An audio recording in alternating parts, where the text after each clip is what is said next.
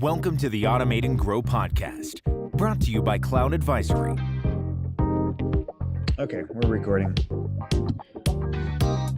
Welcome to another episode of the Automate and Grow podcast. My guest today is Purdeep Sangha, and I am losing my voice. I don't know why, Purdeep. I apologize. So, it's all good. Hey, I appreciate the opportunity here. No problem. We like to talk to interesting people, and usually it's experts and entrepreneurs, and you're both. Yeah. It's funny that you say interesting. I don't find myself very interesting, although we'll find out here pretty soon. You might be more interesting than you realize, but I think we all underestimate that, which, you have a couple of things that I found interesting. One was you do have the book, which is Superfans, right? Yep. So you're the author of Superfans, and then your company is called The Male Entrepreneur, which might be the single most controversial business name I've heard all year. Only 31 days in now, but. Yeah, you should see the reaction from some of the people that heard that when I first came out with that. Oh, really? Okay. Oh, yeah. I had friends. It's funny you say that. I had friends, even my best friends that, actually one of my best friends said, "Hey, look, you know what? I'd love to like your stuff, but I don't want my female clients to be hating on me." Well, thank you for joining me. This is like a very safe space for you. Yeah, I appreciate it.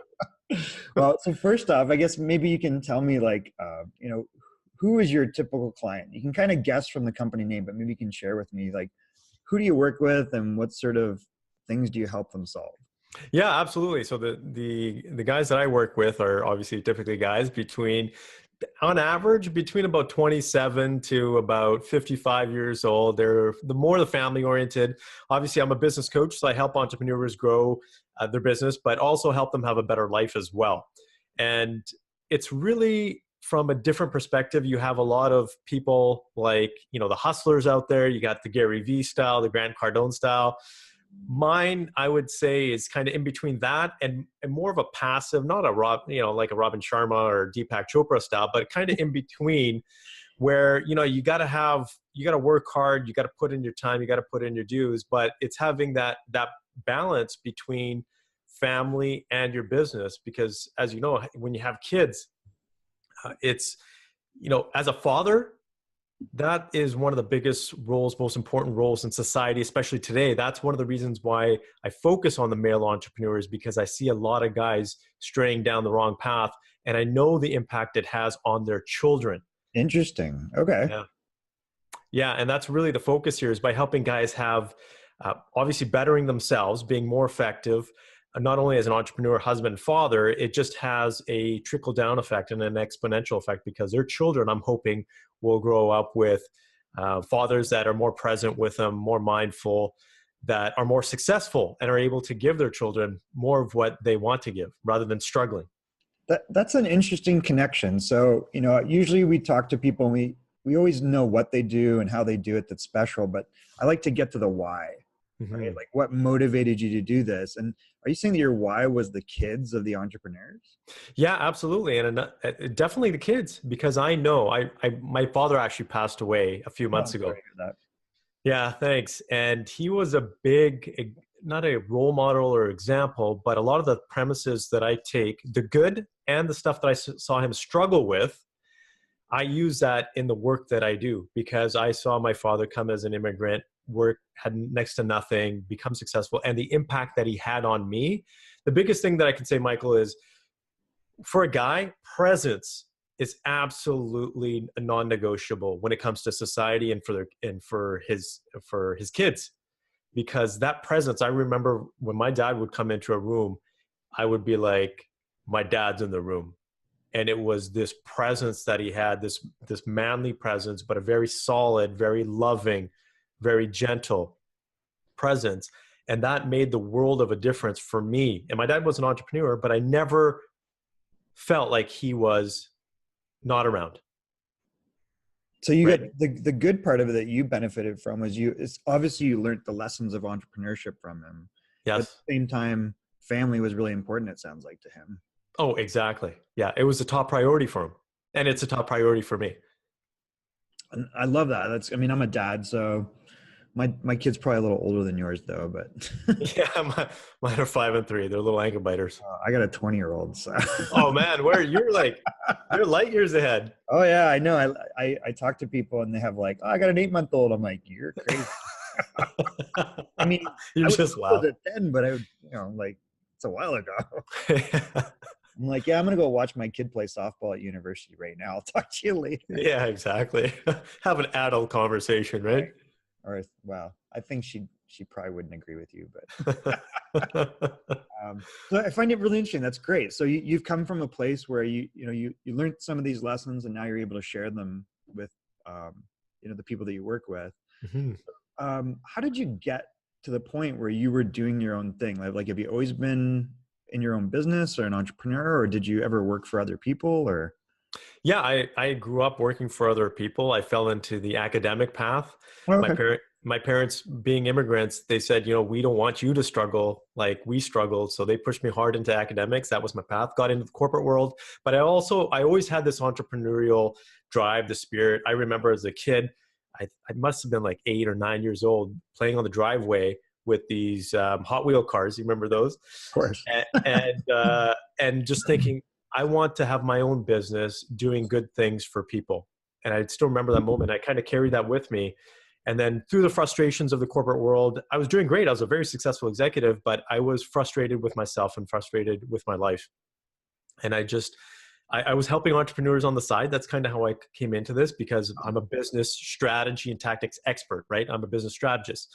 And so I would be talking to guys, my friends and other people that would just say, Purdeep, well, what would you recommend here? We're kind of stuck in business, or we want to scale, or we want to grow, we want to make more profit. And I would just help them. And that's kind of where, from a part-time perspective, my firm kind of started, is from just helping the one-off. And then when I just got frustrated, I dropped a cold turkey and went full speed ahead. So you were like, forget this, I'm done. Yeah, everybody thought it was crazy. Of course. All my friends in the corporate, my fellow executives, they literally said, Purdeep, are you nuts? Like, do you know what you're doing here? So I think from my own experience, and maybe it's different for you, were you frustrated by the structures and the limitations of being in a large company, the politics? Like, what was it? Yeah, it was the politics, but it was more for the mindset. And, we talked about the mindfulness is people making decisions not based on facts or what's best for the company, but what they think is personally best based on their own emotions. That frustrated the crap out of me. I would literally, so I'm very much a geek at heart. I literally study every single thing that you can think of when it comes to business. And I would have, and I don't want to, it's not about tooting my horn, but I would go into a project meeting or a meeting and know more about that subject than the person leading it. And that would frustrate me because, I would just be like, what's going on? Why are you making these decisions? And I just knew that this wasn't working. So rather than get frustrated and beat my head up against the wall, I said, you know what? You have one of those 3 options. You either change yourself, change the situation, or remove yourself. And I chose to remove myself. So what was that day like?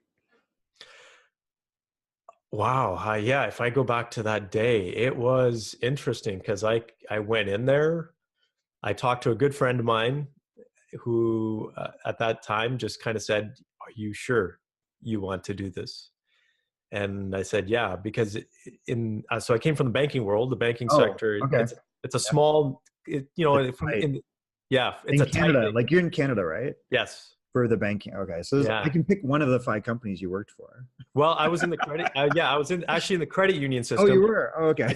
I chose not to work for the banks because you want the scrappy credit union side. Yeah. I just didn't want to, my values didn't line, but it's a very small world.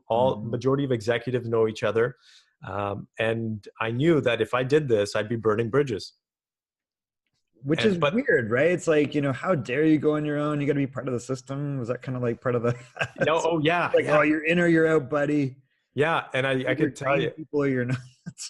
But it was a day of reckoning, and it really solidified for me.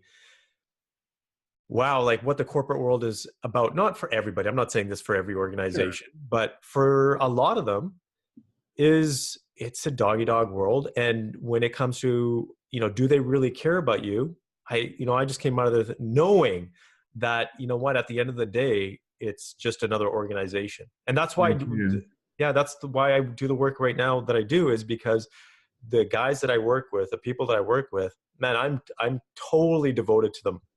Oh, I love it. Yeah, I have an emotional and vested interest in their success. A lot of the times, it's way more than, it's not about the money. It's really about making a difference and helping people, because the money comes, right? Honestly, the money is the easy part. It's really getting people to It's Eva, dropping off soon. change. Yeah. Eva left us there. You weren't even invited, Eva. I got to check out that tool.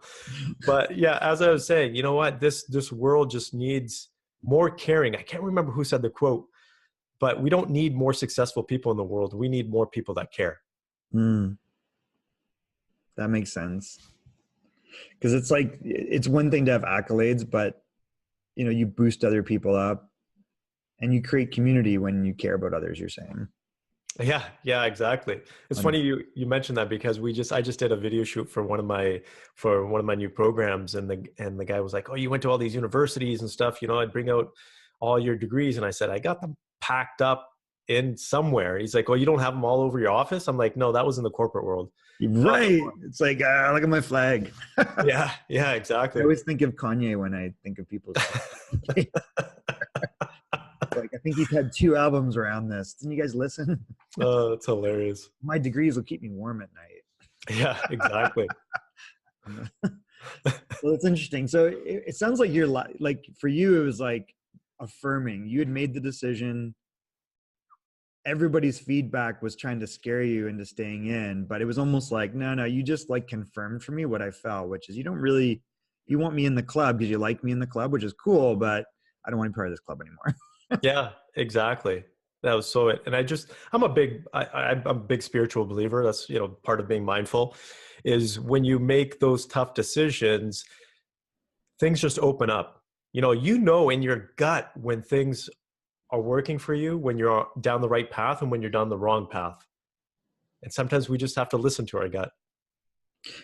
So, I mean, you talk about, this mindfulness approach and being present. Mm-hmm. How are guys, like, how does that resonate with guys? Like, what are they going through that's different?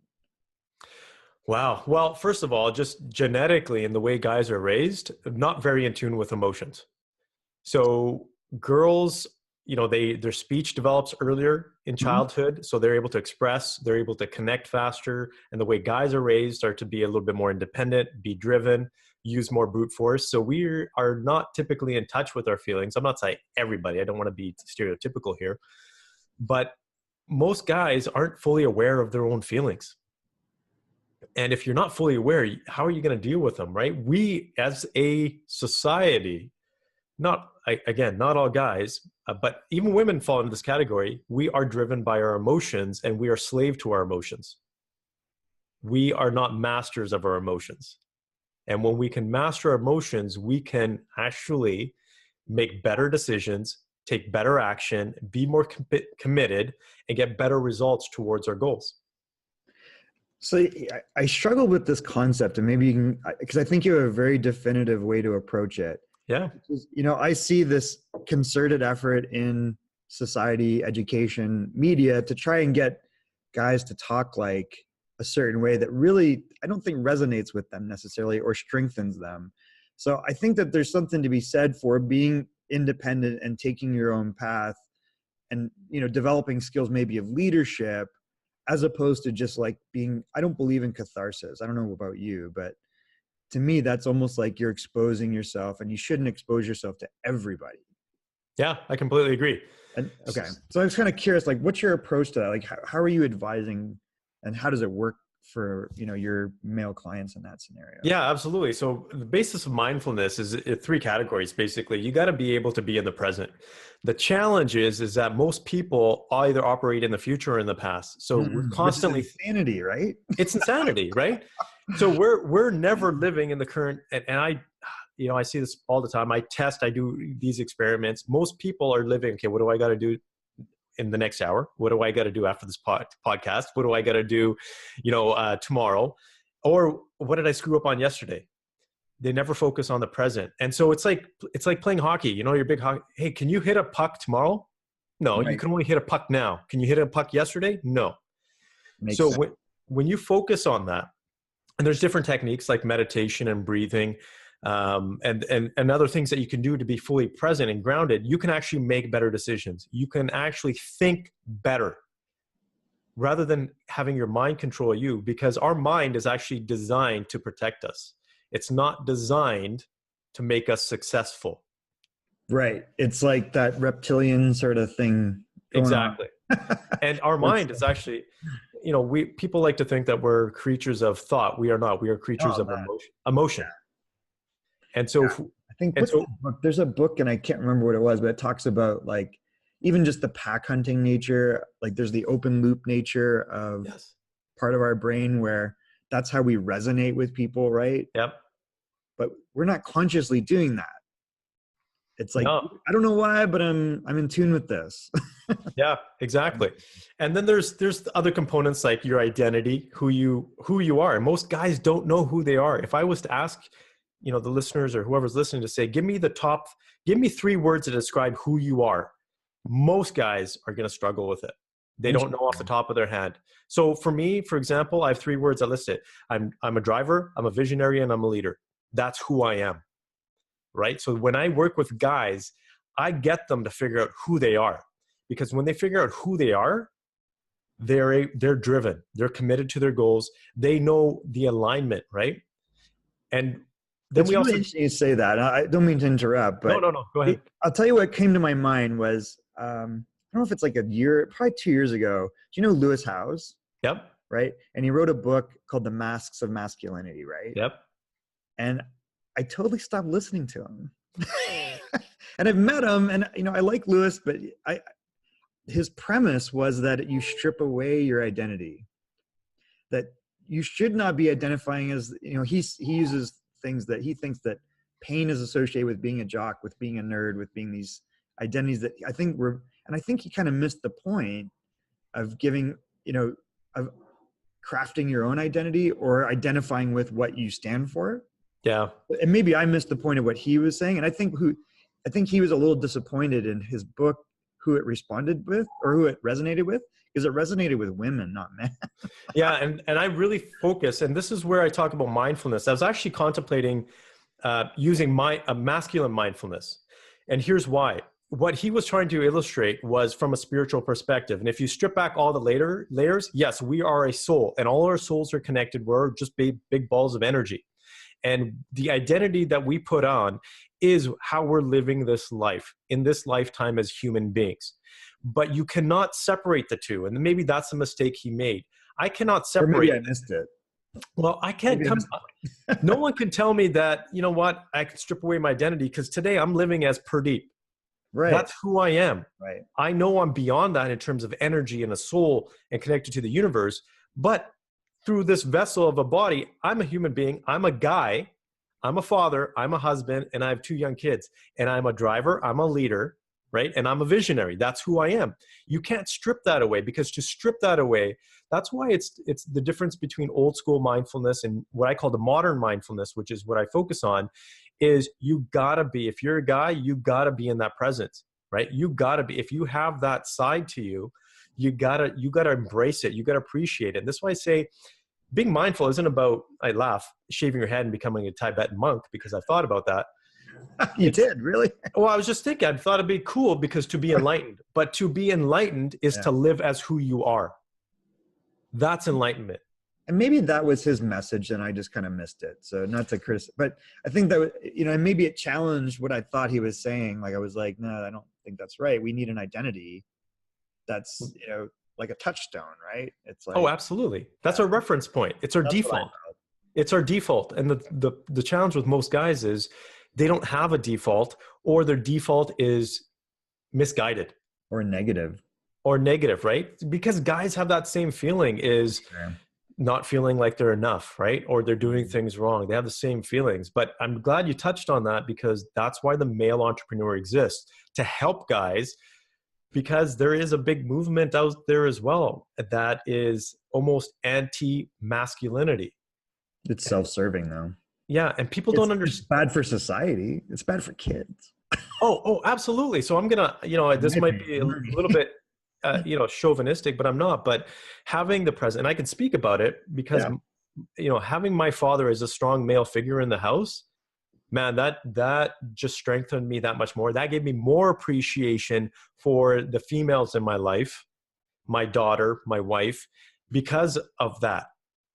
And if you take a look at life in general, from mindfulness perspective, there's two polar sides of energy. You have the masculine energy and you have the feminine energy. And what has happened with a lot of guys is they've been pushed, trained, educated, taught, and parented to be more feminine these days. And Which that's, I think is really, I know, a disservice to not only them, but everyone. It just creates more and more conflict, I think. oh, totally, man. It Just, totally, because a lot of the guys that I work with, I'm telling you, 20% of our conversations end up being the business tactics. 80% is how do they become stronger at home? How do they become better fathers? How do they believe in themselves a little bit more? Because a lot of guys are going into relationships. I just finished up my own podcast doing an episode. A lot of guys are going into relationships and getting beat up, not because it's their spouse's fault. It's because they're not standing up for what they believe in their values. it's interesting because I think it's like, I almost liken it to, maybe this is off, but it's like there's a trusting and a training mindset. And one is where Yes. you're constantly evaluating yourself, Yes. right? And then one is where you just have, it's time to perform, it's time to Yeah. play.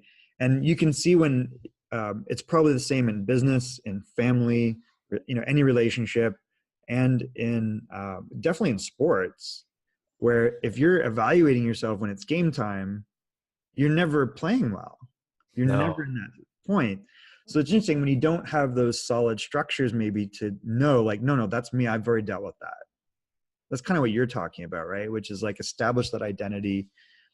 And it doesn't, and you shouldn't be always sharing and open and pontificating. That doesn't work for, I think, men anyway. I mean, Well, in different contexts, right? in the You right have, context, which is the yeah, training context, right? It's like, right, yeah. just, make us better, but not when it's time to perform. No, in business, if you take a look at, let's talk about the two different energies, feminine versus masculine energy. Feminine energy is more the connecting. If guys have both in them, Sure. and some guys have a little bit more of one than the other. But if we didn't have feminine energy, we wouldn't be able to connect, because the masculine energy is about drive. It's Right. about being solid. It's about getting stuff done. It's very much the driven, like you said, when you're on the ice, you got to have that masculine energy, because if you second guess yourself, you're going to get nailed, right? You hurt. You can't. But if you're sitting at home with your spouse, right, you got to sometimes connect with them. That makes And sense. therefore you got to talk about your feelings a little bit. You have to, otherwise that's how relationships are built, and that's how they fall apart as well. That makes sense. So, and in business context as well, is you got to be able to use, this is where some guys fall short, is we're so driven by brute force that sometimes we use it in the wrong context in business. Because if we try to push sometimes our staff, I've been guilty of it, to do something over and over again without using our feminine connecting side and understanding their feelings, because this is where most people, if you get this, you will change your life, you will change your business, you will be able to make way more money. People are driven by emotions. If you can get people motivated by their emotions, understand what they are driven, because most people are driven by certain emotions and they fall into that same default emotion. If you can figure out what that emotion is and trigger it, you can get them to do stuff without forcing them. That makes a lot of sense. Like, it's funny, like, I think when I coach hockey versus when I run a business, I'm two different people. Mm-hmm. Whereas, on a team, it's very like, these are your strengths, your skills. I want everybody involved, but these are your roles. But here's our common mission. Yes. And it sounds like that's what you're describing, which is you have to be relatable to your team. And then you have to understand that they're all going to do the thing differently, but contribute to that final goal. And they have to have some skin in the game, right? Yeah.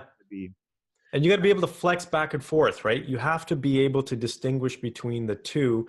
Is when do I be a little bit laid back and connect with people? When do I be hard and just drive them and hold them accountable, right? You're not going to get away with this. If you don't do your, your sprints or whatever it is, you're going to be doing 30 more laps or whatever it is, right? Like that's accountability. Makes sense. Yeah.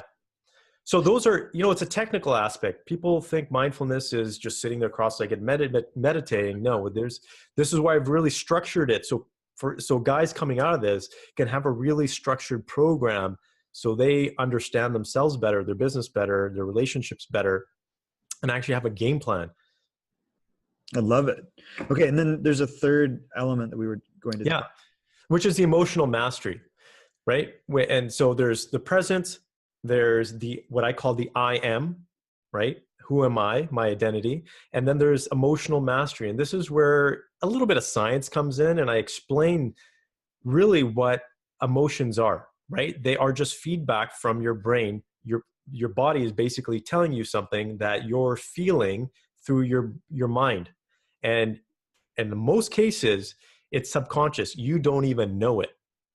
And you have to train your mind, just like anything else, just like skating. I suck at skating, by the way. So for me to get back on, I can barely walk after skating. Done. So I haven't skated for like 15 years. So if I was to get back onto the ice, I'd have to, it'd take me a few times to get back into it, but I'd have to train myself. And that's what you have to do is you have to train your brain. You have to train your emotions, because it's just like working out. If you can start flexing, you can get control of that muscle, and it soon becomes a slave to you. So when someone says something to you, it doesn't trigger an emotion. If your wife nags at you or says something, or your kids say something to you, you're not going off the handle, or you're not thinking all these negative thoughts. Or you're in business and something screws up, you're not like, oh my God, my business is going to shut down. What do I do? And especially when you make the decisions, right? Business comes down to two things. It's simple: making decisions and taking action. That's all it is. It sounds simple, right? Yeah. But to your point, we get in our own way. Exactly. So if you can get out of your own way, then it's just, okay, let's make decisions, let's take action, and just course correct, right? Because that's all it is: continuously making decisions, taking action, course correcting. I love your approach, because it basically builds from a foundation up, and then it's like you don't necessarily, you can go back a little bit, but really it's like you've reached a point where you're structurally bringing people to a peak performance mode. Yeah, exactly. That's really interesting. That's very appealing, I think. I don't know to other people, but to me that seems like it would be very appealing to people to want to participate. It's like there's a game plan, there's a roadmap that I can follow, where I know it's almost like, this is one of the things why I think martial arts are really important for all kids. My daughter was a black belt in Taekwondo at a young age. Seriously? Wow, yeah, that's awesome. She was legit. And then she quit and went and played softball. So she's karate kicking the ball then.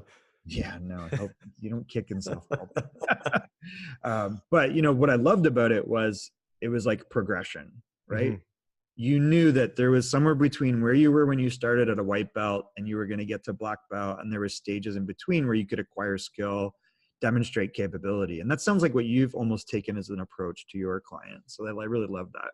Yeah, it's a level, because after your mindfulness, you'll understand that it's all about beliefs and your stories that you tell yourself.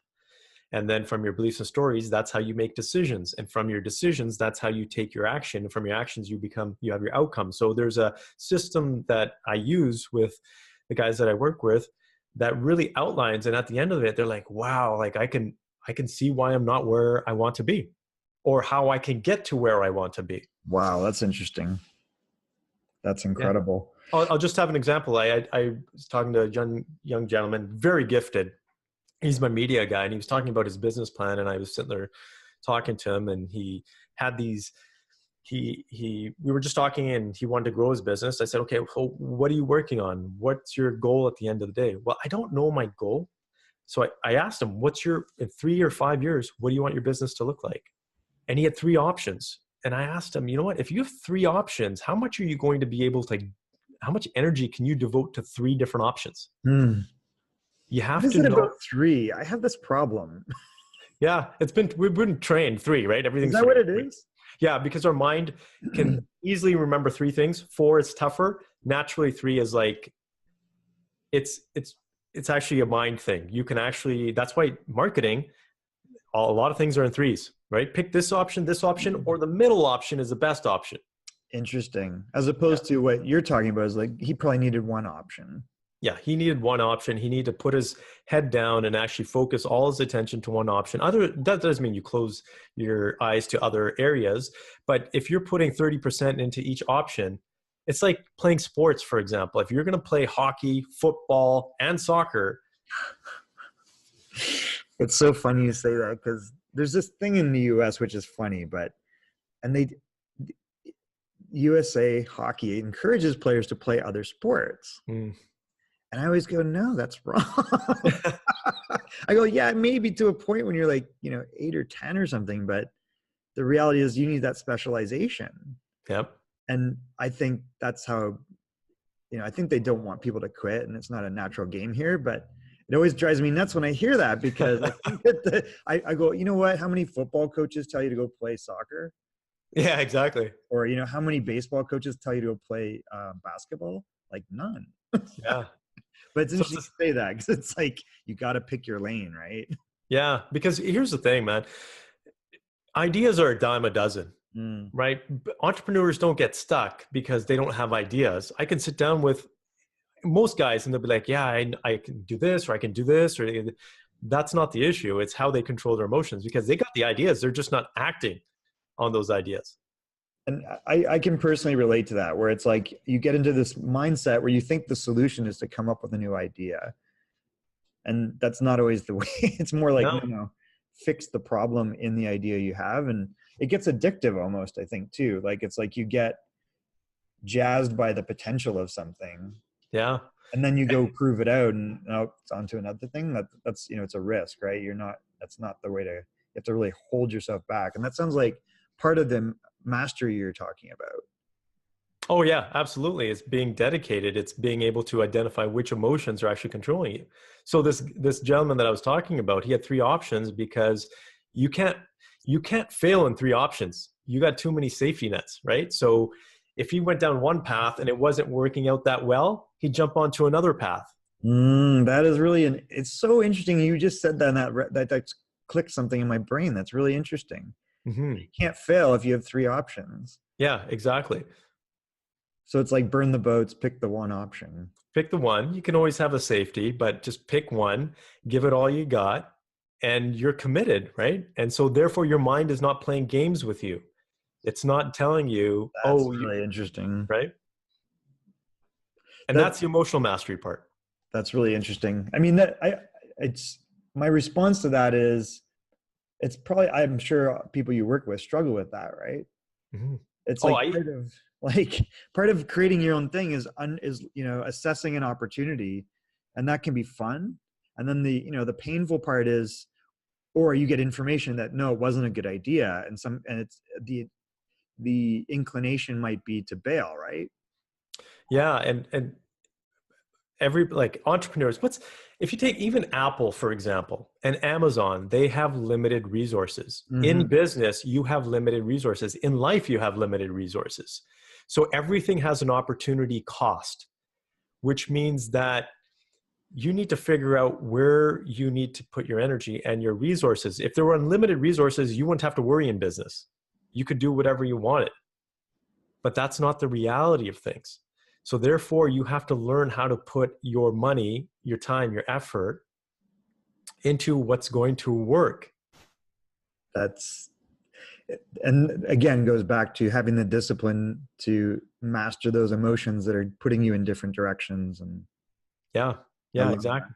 Did we finish on your client, by the way? I don't know. I might have interrupted you a few times. No. Yeah, he wasn't. In my mind. He was actually my media guy. Is actually just conversation. So I talked to him. I said, the first thing you got to do is pick one, and then let's figure that out, because we can put that plan in place. But until you pick one, your mind is going to be tossing back and forth, and that's exactly what he was doing. It was just ping ponging back and forth.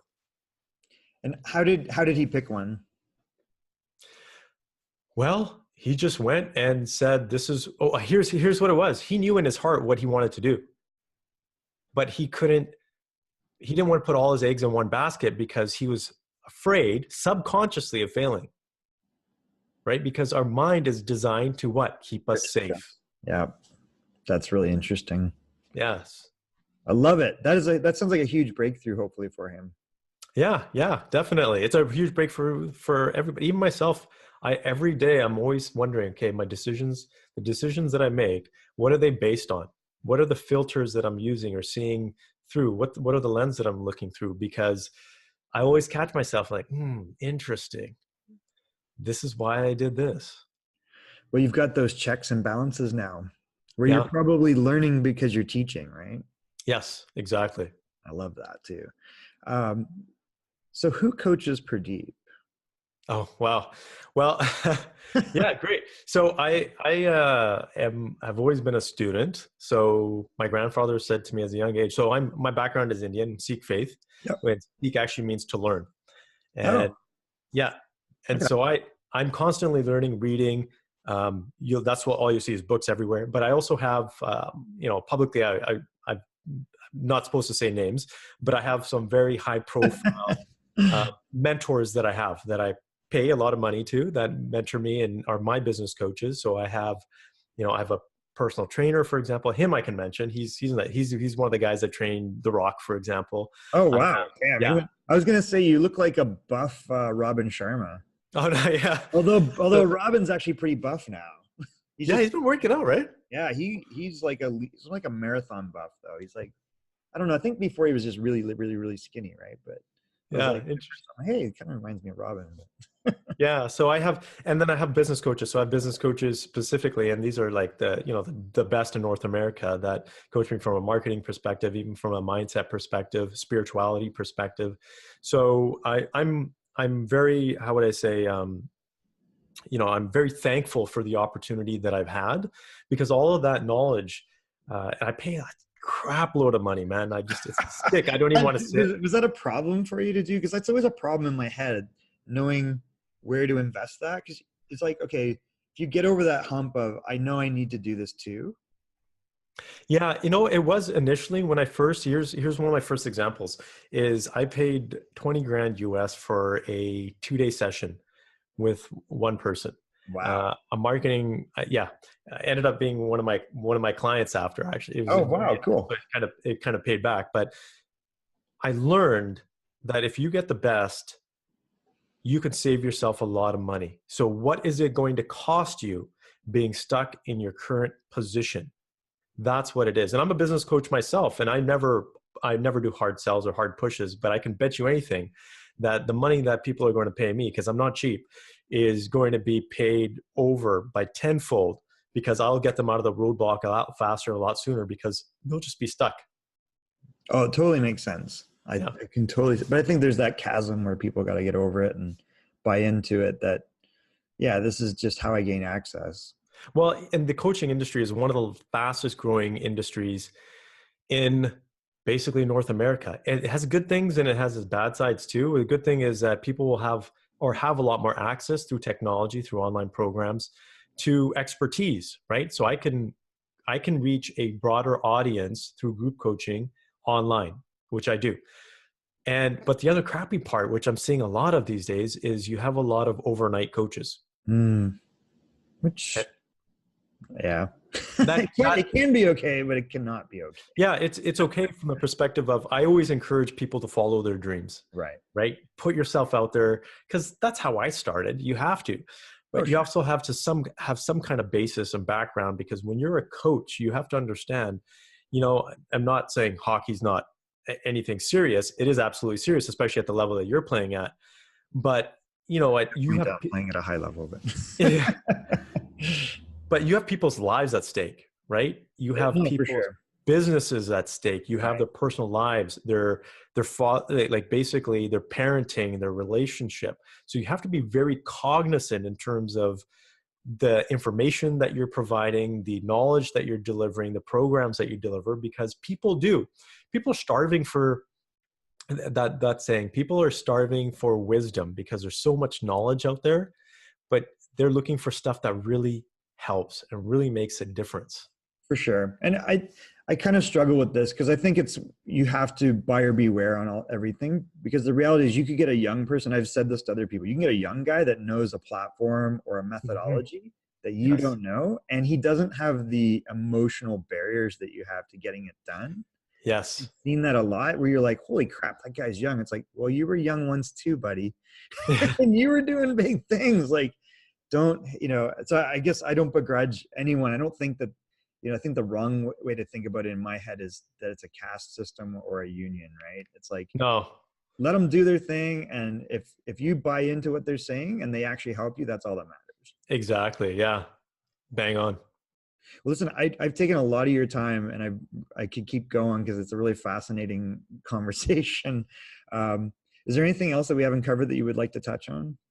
No, I think we pretty much covered everything. I could talk for hours about this subject, but I could too. I mean, I can do a 3-hour podcast on this subject, but yeah, no, it was a pleasure. Honestly, it was great talking to a fellow Canadian. I don't know did you give up your Canadian citizenship? No, absolutely not. Yeah, sorry. I was gonna. I don't want to make any political remarks here, but I was gonna say, are you gonna be moving up north pretty soon? No, absolutely not. That will never happen. Yeah, not with this weather, man. It's like minus 25 today. Yeah, Celsius. my sister's still up in Toronto, so yeah, it's cold. She sends me messages, and I'm like, yeah. I send her pictures from my driveway of palm trees. Yeah, yeah, I can't beat that. We're like, That's yeah, we're awesome. building a deck today. That's what I told her yesterday. We're building a deck today. Well, Purdeep, I really want to thank you for joining me. How do people get in touch with you if they want to reach out? Yeah, simple. So you can follow me on pretty much every social channel, and most of them are at The Male Entrepreneur. Or you can just check me out on my website, themaleentrepreneur.com. And then your book is on Amazon? Yeah, my book's on Amazon, superfans.com. If you go to my website, purdeepsangha.com, or the Male Entrepreneur site, you can get the audio copy. I have it discounted for like $1. You can get wow, that's awesome. The audio. Okay. Yeah. Love it. Okay, so I'm going to wrap with 2 questions, and I can always make the assumption, but I won't. But how are you, Purdeep, changing the world? Oh, wow. Yeah. Actually, it's funny that you say that, because that's my motto, is changing the world, is helping make this world a better place. So it's basically just working with people in general, just to live the life that they want to live. And as I mentioned before, hopefully it has a trickle-down effect to their kids and their kids. And we just need more people that care, that are a little bit more mindful and are able to contribute to society. But more importantly, be able to live life, because I see a lot of people today that have a lot of stuff, but aren't happy and don't live their life. I love it. That's a great way to change the world. Okay, I'm going to wrap with one final thing, which is when we have interesting guests on the podcast, we want you to nominate and introduce us to other interesting guests. So we typically talk to experts and entrepreneurs. Who would you, Purdeep, like to nominate to be a future guest on the Automate and Grow podcast? I got so many interesting people. There's a guy named Lee Crowley. He's a copywriter. Oh, okay. And I usually, I always have this love-hate relationship with marketers because marketing is all about selling, and selling is important, but there's a lot more to business than just selling. And it's very, very seldom do I come across copywriters that are authentic, because copywriting, and I'm just kind of going on a sideline here, but for those of you that are marketing experts, copywriting there's a fine line, because you can use words and emotions to trigger people to buy without them even knowing it. And in the borderline, there's an ethical thing there. And it can be manipulative. Very manipulative. And Lee is an individual that focuses on authenticity. And he's one of the few guys that I really have a respect for in the industry. So I would definitely recommend him.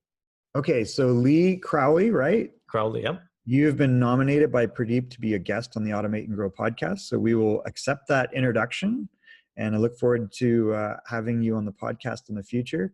Purdeep, it's been my pleasure. I really appreciate you joining me. This has been a lot of fun. And I hope if there's anything I can do for you, please let me know. But otherwise, I look forward to connecting with you again soon. Yeah, thanks, Michael. I'm always in for a good conversation, and it was fun talking to you. You're a fun guy. Great. Thanks. Likewise. This has been an episode of the Automate and Grow podcast. Check out other episodes for interesting topics on how to grow, innovate, and automate your business.